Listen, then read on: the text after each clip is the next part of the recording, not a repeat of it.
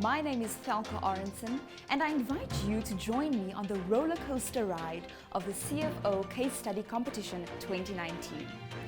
As part of its pursuit to transform education in Africa, the Charter Quest Institute South Africa a few years ago embarked on a journey to, on an annual basis, but only after multiple stages of team assessments, bring some of the brightest young students from across the globe to South Africa to contest in the CFO Case Study Competition, global and continental finals, challenging the students to prove that they can compete at the highest level by solving a set of complex and integrated finance, operational, strategic, and ethical problems that beset a real-world global business in the emerging market. Split between the Global University Edition and the Continental High Schools version, the semi-finals and finals of the 4th edition of this ever-growing initiative took place on the 15th and 16th of October 2019 at the Johannesburg Stock Exchange, where 11 teams were battling it out in front of an international panel of industry expert judges with one goal in mind: to get to the top spot. The 2019 case study was based on a set of challenges that the Volkswagen Group was facing in the aftermath of the emissions scandal that shocked the world a few years ago. The teams have worked tirelessly for months with the hope of putting their best foot forward and provide the judges with solutions, but to ultimately prove that they have what it takes to succeed in the tough world of finance and business. Pleasantries had been exchanged and the stage was now set for a fierce competition.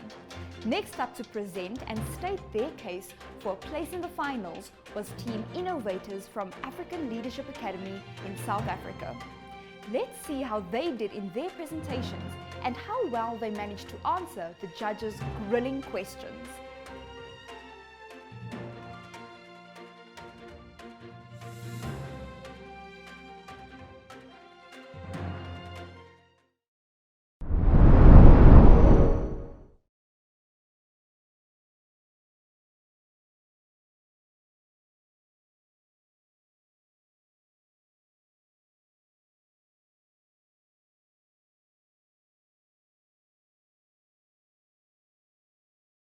Team Innovation, you guys are up now from South Africa. Good afternoon to the Board of Directors, stakeholders at large, protocol observed. Before we begin our presentation this afternoon, we'd like to thank you for spending your time to come and listen to our presentation on the automotive conglomerate Volkswagen. Without any waste of time, we are Team Innovators from the African Leadership Academy, and my name is Mpomuntu.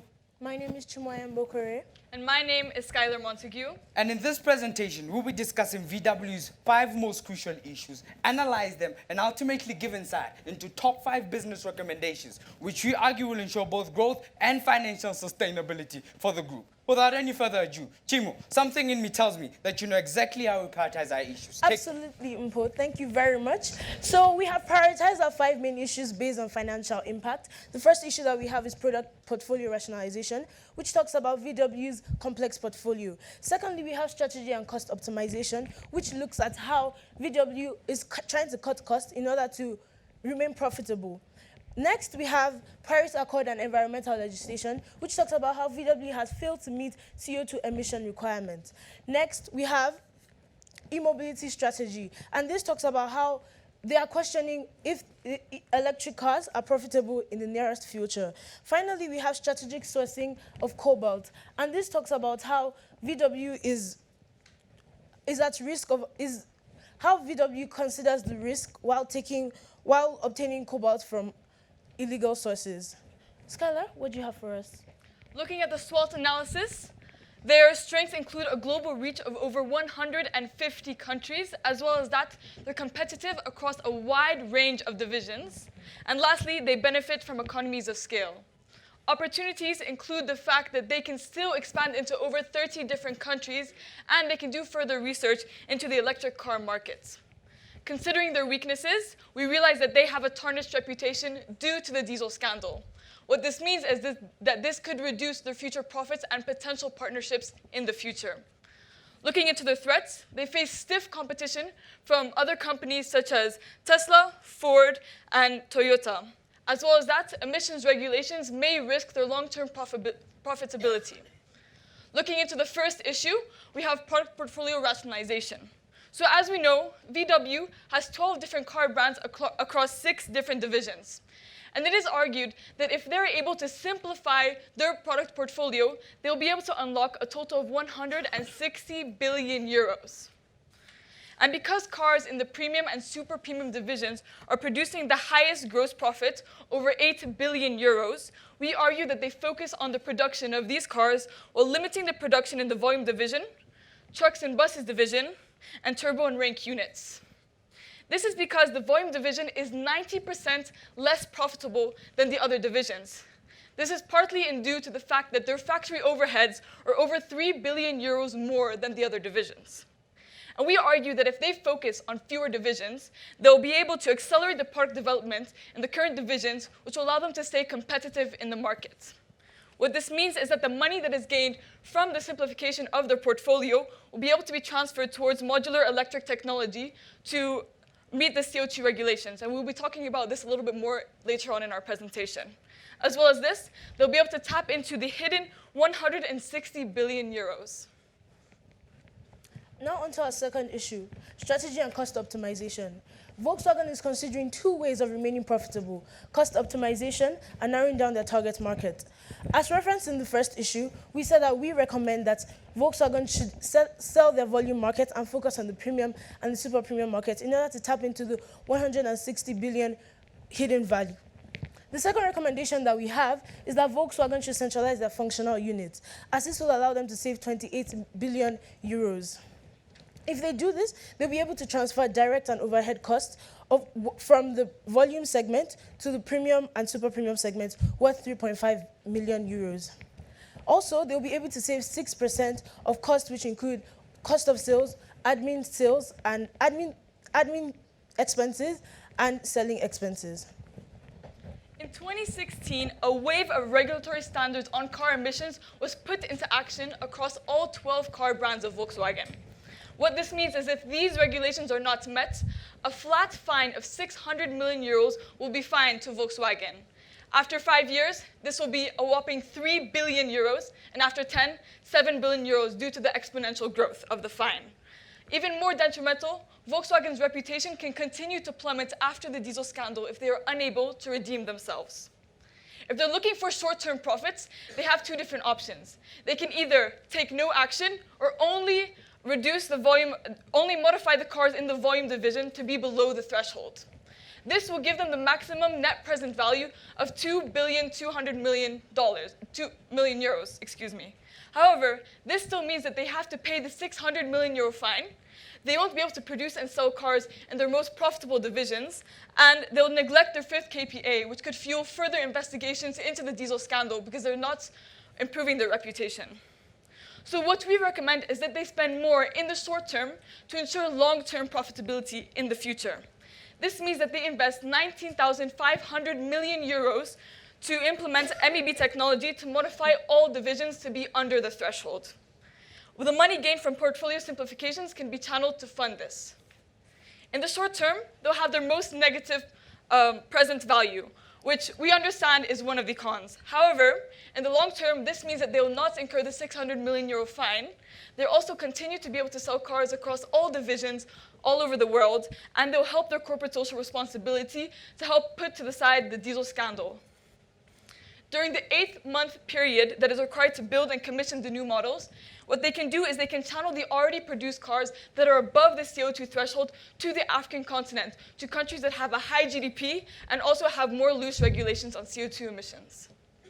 The next issue centers around VW questioning the future profit potential of the electric car market, and in turn causing the conglomerate to adjust their 2025 e-mobility strategy, and in turn also reducing the amount of their EVB borders. We argue that if this is not addressed, competitors such as Tesla will remain market leaders in this respective market, further limiting VW's capability of penetrating this market in the near future. Additionally, we argue that failure to implement the 2025 e-mobility strategy may prevent from the progression of the research and development of the modular electric drive matrix.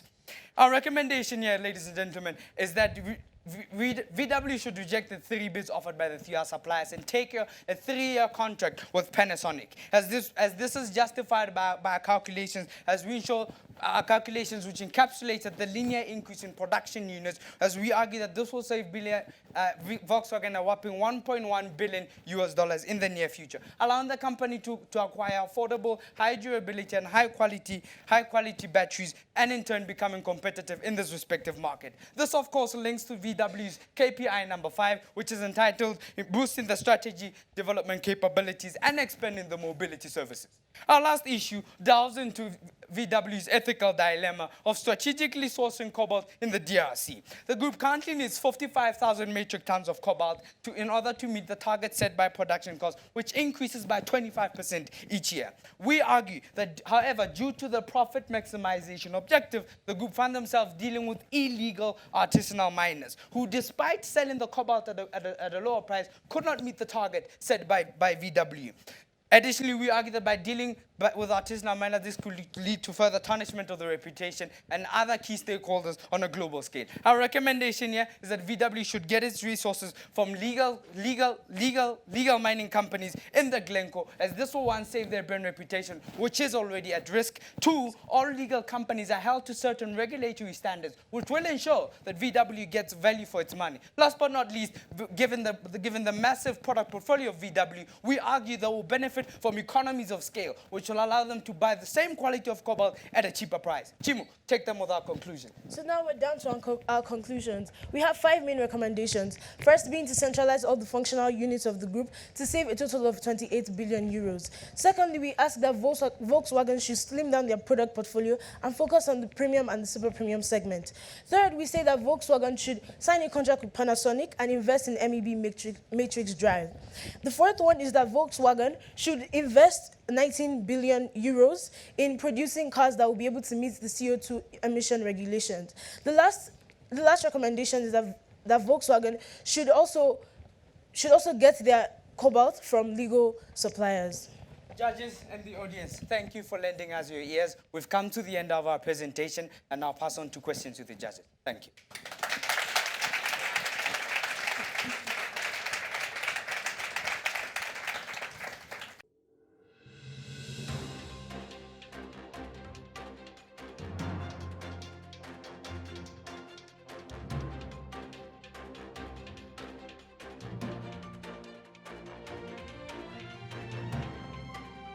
Thank you for a very engaging presentation. You're all very strong speakers, so well done for that.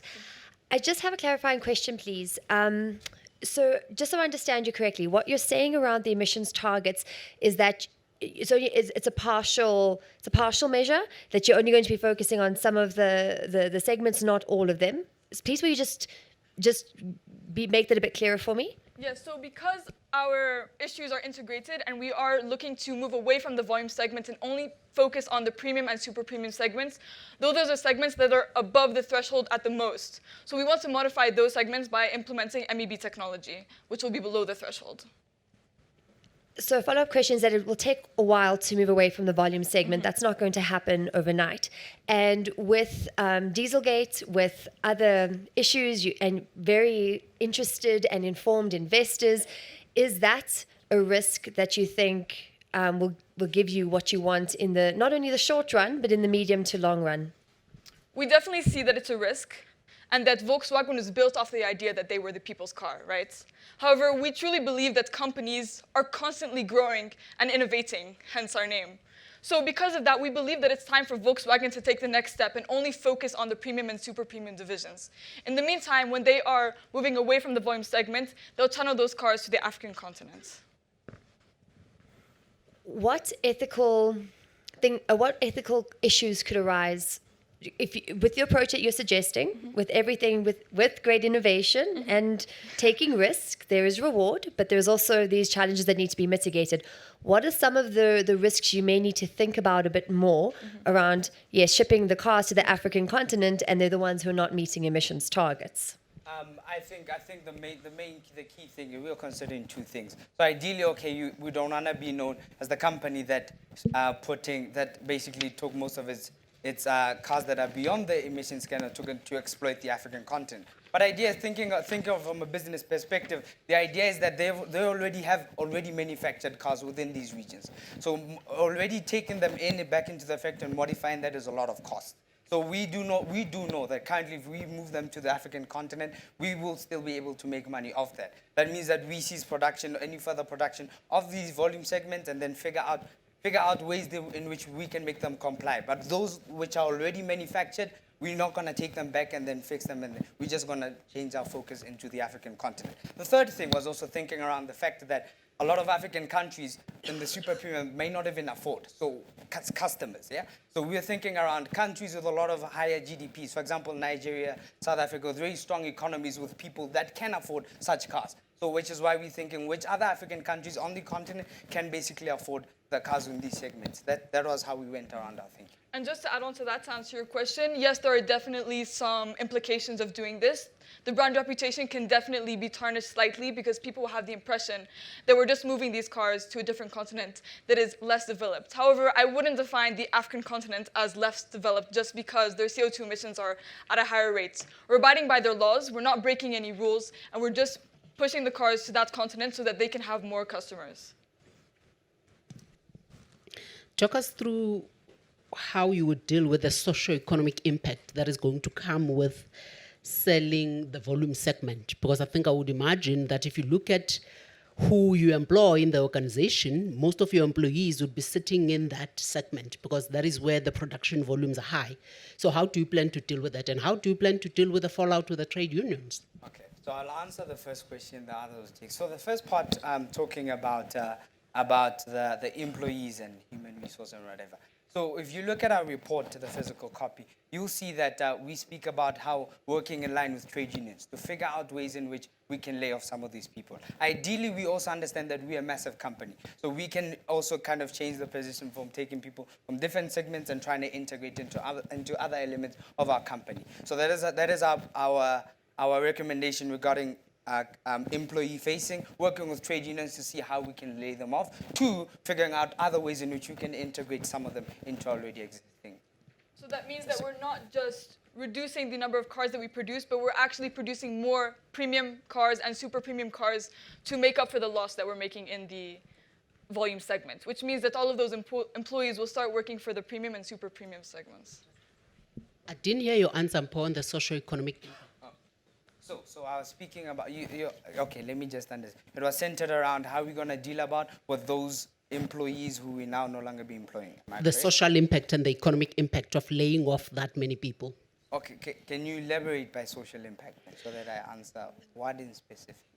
So I think, for instance, in the South African context, Yes. we're sitting with 30% unemployment. Yes. So if you're going to be selling that volume or that segment of the organization, it means that the majority of your employees may be laid off. And I hear the compelling case you're making around taking some of the employees to some of the segments that you're going to be keeping. Okay. But we cannot afford laying off more people because, it just further constrains the economy. Okay. So that social impact of having more people unemployed and the further drain, on the fiscus, as it were. Okay. So ideally, as a company, we cannot solve every problem. But ideally, what I'm thinking is that another way that we could go about it is that the company that we're selling off our volume segment to, we can figure out negotiations around how they can integrate our employees because they already have the skill set and understanding of how we already been managing this brand. So I think that could be another way into talking to the company which we're selling it to, figure out the way. If not, to then figuring out with trade unions and other ways. But ideally, I don't think we can solve every problem. Would like to, but yeah.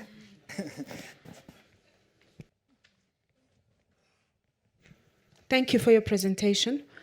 Can you please talk us through how, or unpack the 160 billion euros of hidden value that you mentioned in your presentation?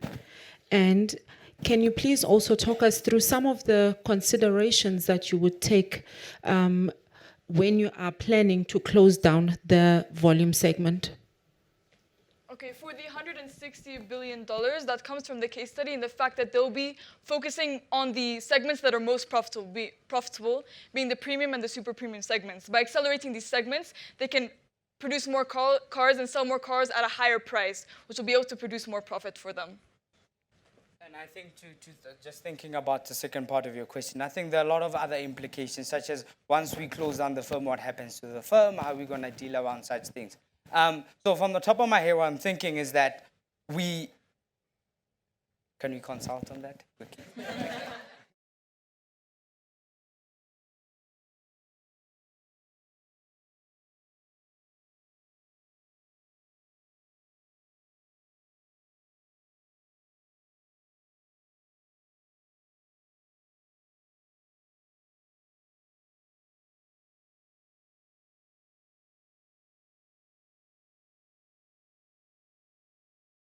So I think given our understanding of our profit objective, so what we can do possibly, two ways that we could go about it, is that ideally the company that which will be selling our volume segment could buy their already existing firms.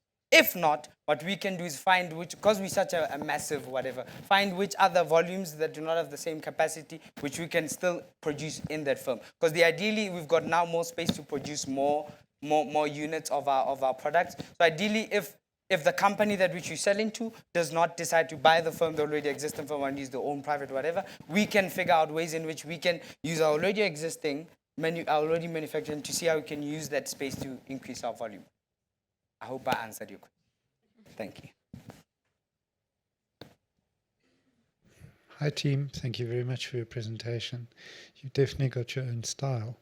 I would like to just unpack that 160 a little more. I have got a couple of other questions, but I heard quite a general answer there, but just I would like to better understand how the company would literally be saving 160 billion.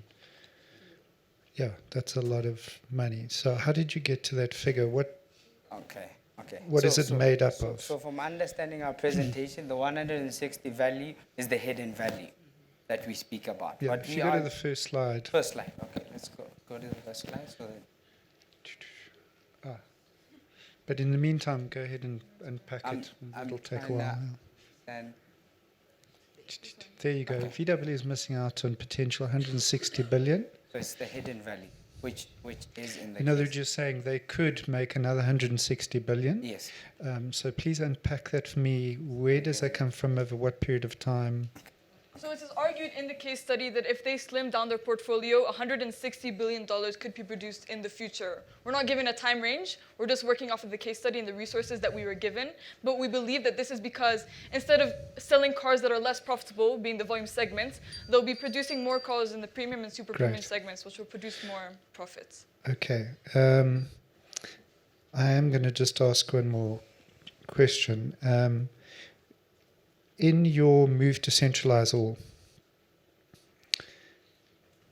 what do you think are the downsides of that? Actually, no, let me leave that question because it's in fact been covered twice over here. Thank you very much. Cheers. Wow, Team Innovators made sure to bring their A game, and the judges didn't make it easy for them either. But was their performance enough to push them through to the continental finals of the CFO 2019 case study competition? Catch us next week to find out if these teams were able to rise to the occasion. Do you think you have what it takes to be a strategic business leader? Well, why not register for the CFO 2020 Global and Continental Case Study Competition? Registrations are open from November to March every year. Visit our website at this address to find out more.